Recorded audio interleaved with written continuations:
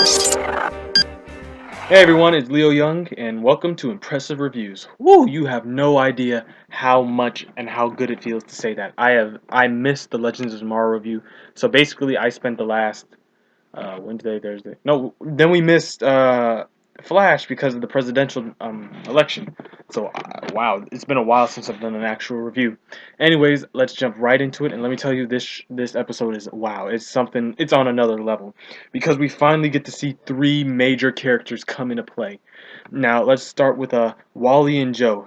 They talk about his visions. They're basically Joe is like listen kid, I don't want you to have these powers, and Joe's like. No, I'm sorry. Wally is like, come on, Dad. That's not going to happen. I want these powers. Why do you treat me like a child? And, it was a pretty quick opener. But then we see that Julian and Barry are still not friends, even though they had a little pint together. And the DA comes in to bring Barry into the full metahuman task force, I believe. And as she walks out, Joe comes in and they flirt. And it's finally like they're a thing. He fills Barry in about Wally, and they're both worried. Now, over at Star Labs, H.R. Wells is lecturing them about working with the Flash. Like, Star Labs keeps making these tech things that go and fight metahumans, and sooner or later, someone's going to pretty much figure out Star Labs and the Flash are working together. And they tell him, because he wants to go out and basically remake Star Labs into Star Labs Museum. And they tell him it's a very bad idea because the Wells on their Earth was a killer. And they never told him that before. And he was like, oh, really? You guys didn't tell me this before you sent me here. You said a new start. Anyways, he's still very entertaining to watch. Now, back over at the West House, Barry and Wally are having an attack about Kid Flash and the Paradox Universe. And you can pretty much tell off the bat Wally's acting differently. He's treating Barry differently. Because he even goes like, how do we know Barry's not lying to us? And it's like, really? After all this? I'm hurt, Wally. I'm really hurt that you say that. Now, somewhere in the city, we see a metahuman villain. Well, the metahuman villain of this episode, I guess he would be and he's a shadow-based. He has shadow-based abilities, like Obsidian, but instead this time he turns into shadows. So the team sees the video the next day, and they name this metahuman Shade. Well, HR names him that because of the metahuman with the same ability on his Earth. Now, in the CCPD, Wally meets with Joe because Wally went MIA. And Joe gives him the rundown on why he's scared of Wally gaining his speed. Because unlike Barry, Wally's getting his powers from the same way Magenta got her powers. From the same way the other metahumans got their powers. And it's kind of dangerous. And he's not very, trusting of it. So, as the two begin to leave, a flashback of Kid Flash comes in Wally's head, and he sees himself getting impaled. So he has a seizure and basically blacks out. So over at Star Labs again, Caitlin shows Cisco her powers, and she's scared. So she asks Cisco to vibe her future, and oh my God, what we see is it is a badass fight between Vibe and Killer Frost in the woods, and oh my God, Vibe is killing the game. The way he fight, he's wearing the full suit, he's got the hair. It is amazing. It's something I could never dream of seeing in my real life. Oh wait, I did.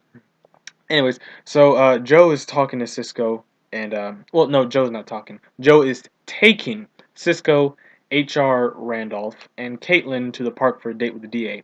Now, the reason I call him HR Randolph is because he has this device that hides his face to anyone he doesn't want to show it. So, they go to the park. Nobody recognizes Wells, no problem. So Caitlin figures that Cisco's lying about seeing Killer Frost, and he basically tells her what he saw. That they fight and she becomes evil. Now, Cisco wants to tell the others, but Caitlin doesn't. And during the time, well, no, actually, let's jump back up. No, put that in my personal thoughts. During the movie, or the film that you're going to go see at the park, HR is flirting with the DA, and he's really killing it. He's like, "Oh, hey, hello, how you doing, girl? Cosa forche." And the DA, as the movie's going on, Shade attacks the festival. In the meantime, Barry and Iris watch over Wally while he's kept in the pipeline, to keep him away from Alchemy. Now, as Shade attacks, Alchemy is mentally attacking Wally, so as if it's planned. So Flash goes over to deal with Shade, and Iris one-punch mans Wally, basically. He gets out. Now, after Shade is taken down, they talk about Wally being focused on, Alchemy, because like I said, it seemed too much like a coincidence that Shade is attacking and then Wally gets out. Now Cisco tells the team about Killer's power. Killers. Wow, I'm already 2 steps ahead. Caitlyn's powers, and she storms off. You know, she's just pissing. Now, when Barry goes to talk to her, he tells Caitlyn that he blames himself for every single thing that's happened, and like this never happened back in his timeline. Like Flashpoint and all that never happened.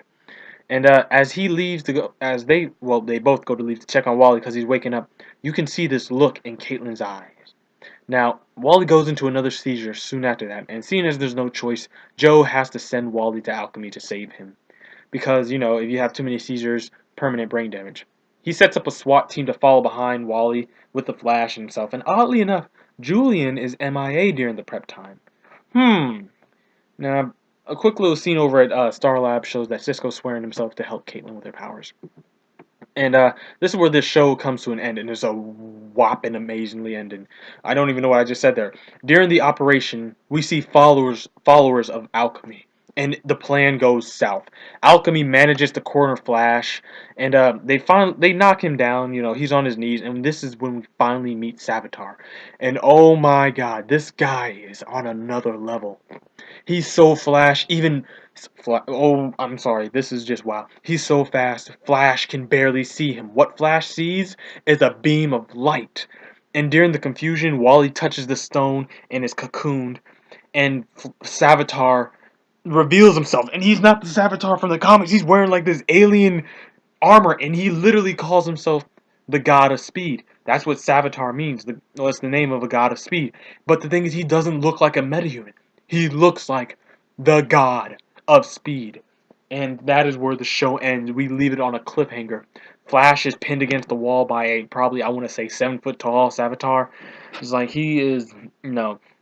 And the weird thing is, like, while this is going on, nobody else can see this. Like, Flash sees Savitar holding him, but we see from Joe's perspective, Barry's just flying in the air. So we have to get into that, but that's going to be my personal thoughts. I really hope you guys enjoyed this one, and if you don't feel like watching my personal thoughts, please comment, like, subscribe, and share. Take a minute out of your day, just help us out. That'll be great. Anyways, thanks for watching, and I'll see you in the next one. Alright, so this is Leo's thoughts, and let's go right into it, and wow. Everything, really, from Killer Frost to Savitar. Like, let's look at it like this. First of all, remember how the irony of what's going on? How when Cisco found his powers, he didn't want to go out and tell anyone, or not when he found his powers, but when he learned he had powers. And then when Caitlyn gets powers, what does she not want to do? She doesn't want to tell anyone. And that so it was really like, I guess from Cisco's perspective is like, I hid myself. Don't hide yourself. It's not going to help anyone. And she gets upset with him. So I don't really know how I feel about that. I just feel the irony splishing and splashing from that one. And the look she gave Barry when he finally came out and just said that he is the reason she has powers and all that. Like, if you saw the next season trailer, she stabs Barry. She basically hates Barry for doing this to her. Now, I don't know if it's her powers that are corrupting her, or I don't know if it's like her that's doing this, but either way, we'll have to see. Now, Savitar is a Savajar. Ill. That was horrible. Savitar is dangerous. He is beyond Reverse Flash and Zoom and the Rival. Like, I don't even think he's human at this point. Mainly because the way, like I said, when Flash saw him, he only sees like speed and light, and like when the Flash saw him, there was fear in Barry's eyes. He's like, "Get out of here, go!"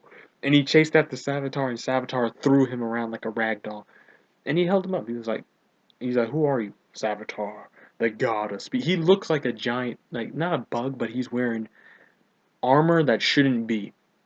And like I said, this guy's like 7 or 8 feet tall, so there's something about him. And I'm really hoping like they don't go like, oh, Savitar is Wally from the future. I'm not saying that's what they're gonna do, but just in case, one of those alternate timelines. So that's about it. That's my personal thoughts. I don't even think I gave my personal thoughts. Everyone was cool. Everyone was awesome. Shade was wasted. I'm just gonna put that out there. They didn't do anything with him. In fact, I didn't even see what happened. But the fact that I left for like 3 minutes, then came back and he was done, pretty much gives me the feeling that they beat him or he disappeared and escaped. Anyways, I hope you enjoyed this video. We'll see you in the next one. Like I said in the other one before, please comment, like, share, subscribe. Give us your suggestions, your feedback on anything you want us to review. We do comics, we do movies, TV shows, we do almost just about anything. Anyways, hope you enjoyed, and I'll see you in the next one. Bye bye.